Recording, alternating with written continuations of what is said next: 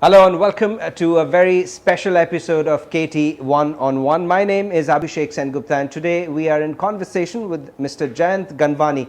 He is the CEO of Lal's Group, a group of companies, of course, synonymous with UAE and everything that's got to do with retail in this part of the world. Of course, it's also a company that's known for several of its brands. Some of the names that come to the top of my mind right now would be Daiso, would be Homes R Us, and of course a new concept store, Mom Store. In fact, I'll get started with you, Mr. Ganvani, this morning.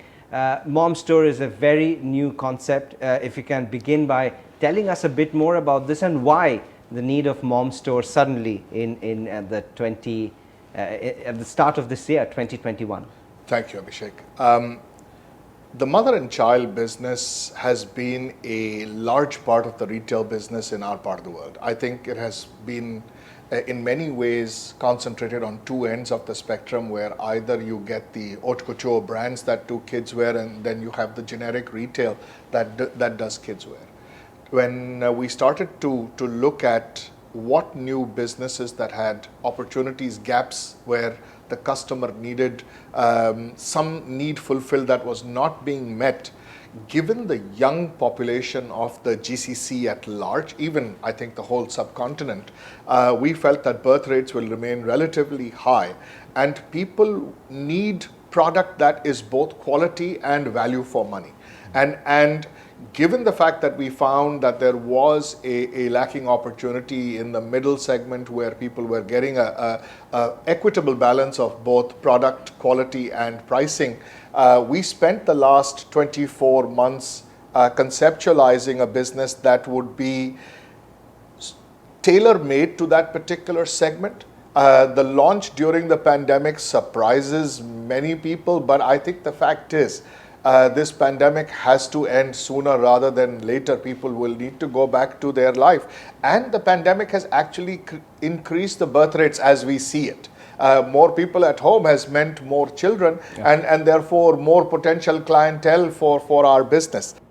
It's interesting how pandemic has thrown up so many possibilities, so to say. You said, of course, more number of babies is one side of it. Another side of looking at post-pandemic, or we're still in the middle of pandemic, so to say, is that there's been this competition between online shopping and offline shopping.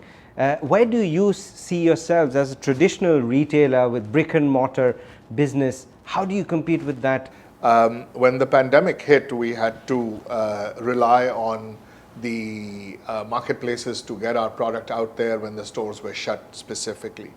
That showed us that there was a huge unfulfilled opportunity and access to new customers that were more digitally savvy, that were scared to come out into physical spaces, and we needed to pivot.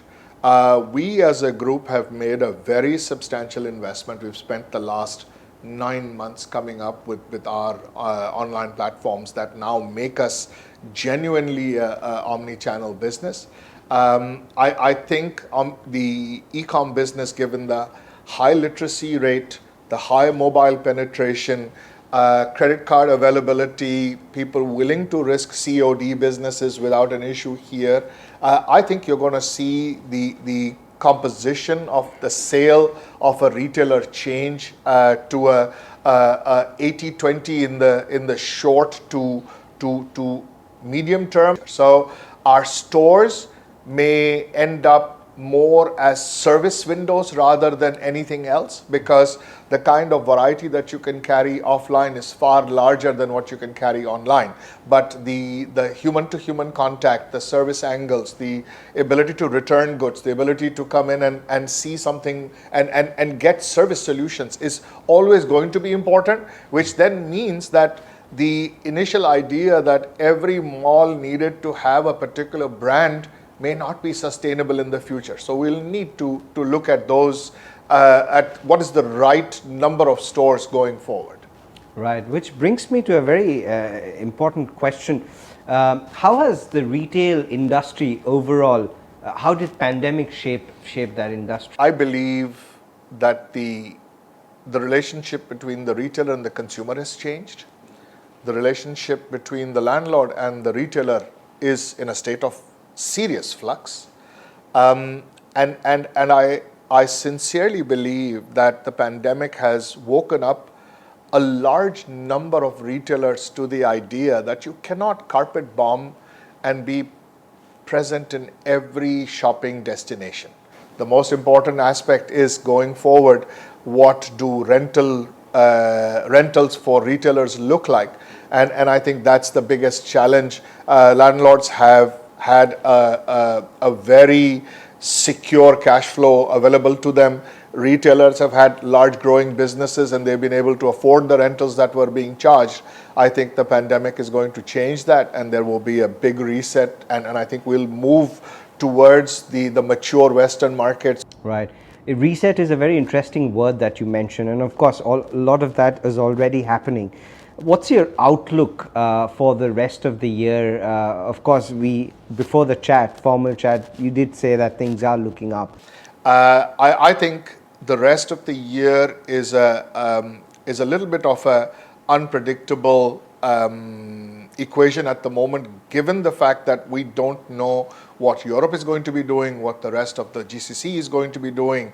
We are going to be ready. We're going to be vaccinated in the true sense. We're going to be medically prepared. We're going to be probably one of the best countries in the world as far as management of the corona pandemic is concerned. But I don't know what our source markets will look like. So to predict what the next 9 months look like is difficult at the moment, but I believe as vaccination levels grow, we will have a far better year. And I think in general, everybody should have a better year, because last year was just fearful in that respect. UAE stands at over 8 million doses already, and like you said, the fear is slowly dimming, and that's because of how UAE has managed and involved the residents and citizens, which begs the question, what are your future expansion plans here in the UAE regionally? I think with Homes R Us, we're just going to see that the format of the retail is going to change. We're going to get bigger. We're going to become far more efficient. We think the customer wants to see a far bigger selection to choose from, where the stores used to be typically 4,000 or 5,000 square meters. I think they're going to get to 6,000, 7,000, 8,000 square meters. Daiso, I don't think that there is any ceiling to how many stores that brand can have. We should be able to double our size in the next few years, depending on availability of locations. Mom's store, we're starting with 3 stores in Dubai at the moment, and the plan is to go across the GCC. Homes R Us is currently present in Oman, Bahrain, Qatar, and here in the UAE. I think Kuwait and Saudi are on the anvil. As far as Daiso is concerned, we are in all GCC countries, but we see ourselves expanding that business relationship to both India and Egypt in the very near term, probably later this year. And Mom Store, I think that business can go everywhere from Morocco to Calcutta and beyond. Wow. You mentioned Calcutta, so that's got me excited, because that's where I come from, and in fact, we started this interview with Mum Store. Let's wrap this up with Mum Store. If you can, before we wrap this up, if you can share your immediate plans with Mum Store over the next 3 months, what we can expect. We've got a phenomenal location that shows the best of Mom Store at the Mirdiv City Center, open and operating now. The store at Dubai Mall is under fit out. We should be in business probably around Eid, just before Eid, Ramadan Eid. The store at Mall of Emirates has been secured. These 3 stores will give us what the international customer wants with the Dubai Mall store, what the expatriate resident of the UAE wants, where they are the mainstay of the Mall of the Emirates traffic, and what the local customer wants, which is what we pick up from the Mirdiv City Center. The test of the concept is going to lie in finding unique products, because Dubai is a city, or the UAE is a country where nothing that you need is not available. Sure. And finding unique items. At the end of the day, it's going to be a search. Merchandising from a single franchisor is easy because somebody else takes the trouble. Building an assortment when you run your own domestic brand, being able to source the right product is a challenge, and I think my team is up to it. And I have no doubt that in the very near future, we will be at our originally assumed capacity of around 20 stores around the GCC.